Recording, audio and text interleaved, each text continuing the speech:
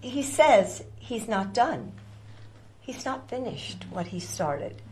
And that's what's important. And I think, look at all that Joe has done, has accomplished. I mean, he brought us out of the chaos. And he did that. He was elected because people wanted steady leadership. And that is Dr. Jill Biden, folks, wife of President Joe Biden. So let me know down in the comment section below, do you agree also that President Biden has brought us out of the chaos, that he's brought us steady leadership, and that he has accomplished a lot in his first 2 years of his presidency? So let me know what your thoughts are in the comment section below. Now, this comes along a time that a key inflation measure yesterday that was released is actually surging at its fastest rate since June of last year. And man, oh man, things just don't seem to be getting a whole lot better. So this is according to the AP News website. The Federal Reserve's preferred inflation gauge rose last month at its fastest pace since June, an alarming sign that price pressures remain entrenched in the U.S. economy and could lead the Fed to keep raising interest rates well into this year. Friday's report from the Commerce Department showed that consumer prices rose 0.6% from December to January, up sharply from a 0.2% increase from November to December. On a year-over-year basis, prices rose 5.4%, up from a 5.3% annual increase in December. So things just do not seem to be getting much better. Inflation just does not seem to be easing a whole lot. And this is obviously a very big problem, especially for those people who are on fixed incomes, whether it be Social Security or pretty much anything else. If you're working at a job and you're not receiving a raise, or a raise that's at least keeping up with inflation, then it's been very difficult to keep up. And even if you are getting a raise at your job, it may, not really be a raise because inflation is rising at the same pace or perhaps even higher than what your raise at work actually is. And of course, we recently had that inflation report for January, and that was up 0.5%. That's annualized at 6%. So even though people on Social Security benefits received an 8.7% cost of living adjustment this year, it's already risen another 0.5% in January. So eventually, at some point later on this year, the 8.7% increase is going to fall further and further behind, and we're once again going to have a fairly large cost of living adjustment for 2024. So things just are not looking good, and those on Social Security are struggling to get by. So if we see prices continue to increase well into 2023, things are only going to get more difficult. Now, an increase in Social Security benefits could definitely help. So for example, in a recent bill by Bernie Sanders that he recently reintroduced, there was a $200 increase in it. It would be $200 per month. So over 1 year, that would be $2,400. This would definitely be helpful. And he actually recently met up with President Biden about it, spoke on it, whether or not President Biden was going to push it. And it's kind of interesting because before President Biden was elected into office, that was one of the things that he actually campaigned on, was a $200 increase every single month for people on Social Security benefits. And you can see the tweet up on the screen here. This is back in March of 2020. He said that we should also increase monthly Social Security checks by $200 a month, as proposed by Senator Wyden and colleagues. Seniors and people with disabilities are uniquely at risk right now. So he's saying the same thing right here that Bernie Sanders wants, and that's back in 2020. That's something that he was promising, a $200 increase, something that we really do not see him saying as much now. Because now, you see, I guess the only thing that's a priority for Mr. Biden is to pay the pensions and social support for the Ukrainian people. And to deliver much needed humanitarian assistance as well as food, water, medicine, shelter, and other aid to Ukrainians displaced by Russia's war, and provide aid for those seeking refuge in other countries from Ukraine. It's also going to help schools and hospitals open. It's going to allow pensions and social support to be paid to the Ukrainian people so they have something in their pocket. It's also going to provide critical resources to address food shortages around the globe.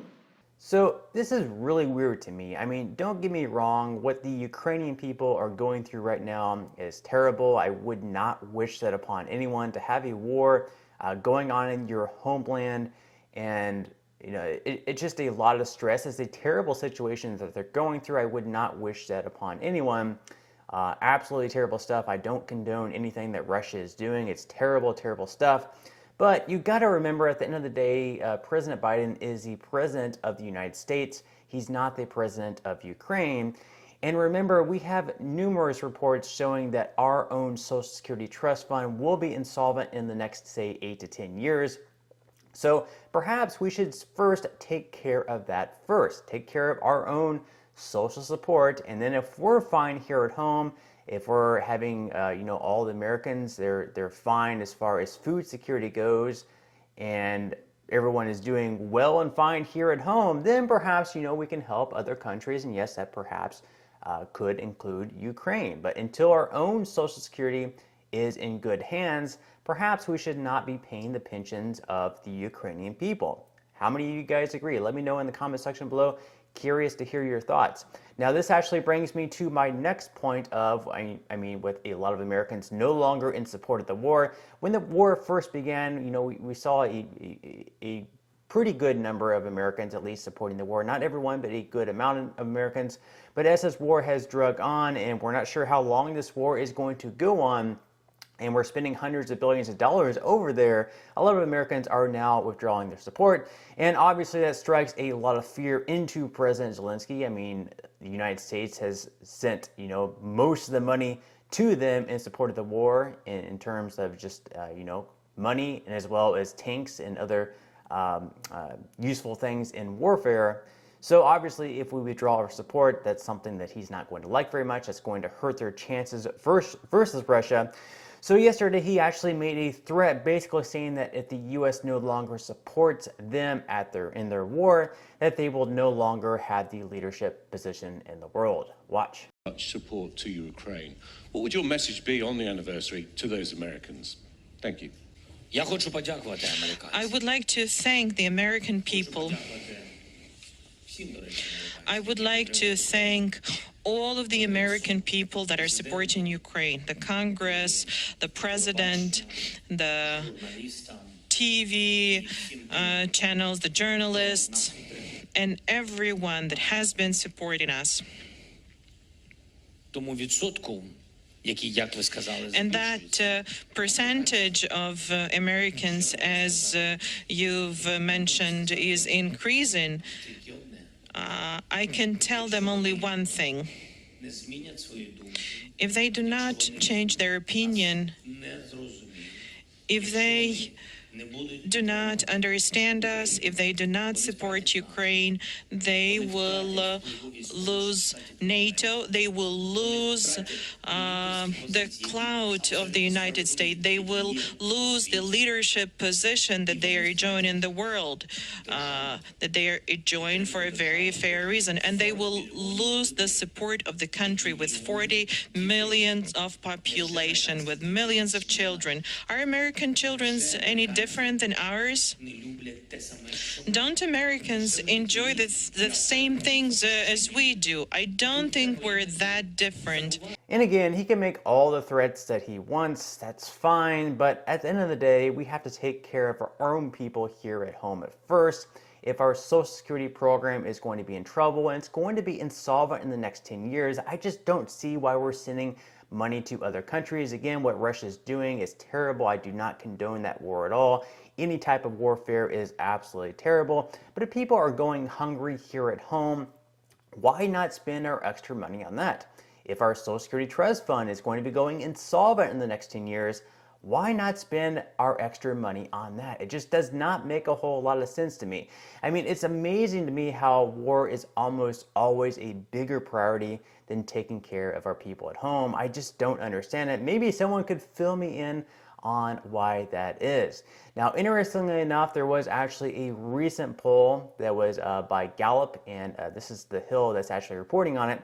And it's actually saying that Americans are more satisfied with Social Security and Medicare than most other issues facing the United States. So 45% of Americans in a new poll feel satisfied about the current state of Social Security and Medicare programs, as both systems have emerged at the center of a heated battle among Republicans and Democrats in Congress. While the number is not especially high, it shows that Americans are more content with those programs than many other issues currently at the center of national conversation, according to the Gallup poll released on Friday.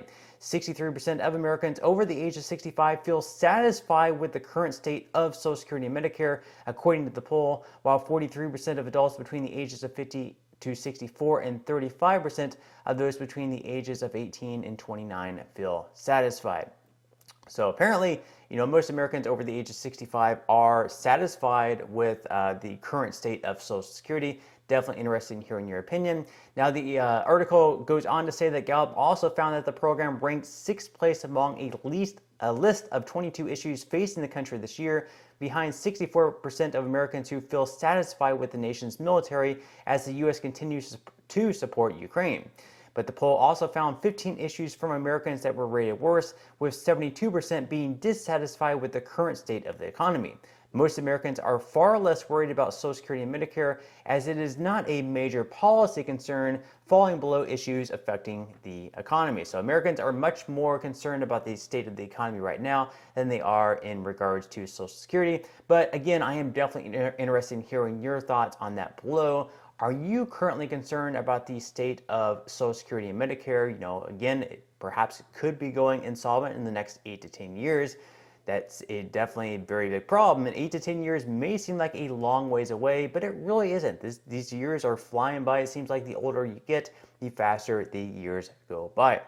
Now, someone who clearly isn't very satisfied with Social Security and Medicare is Bernie Sanders.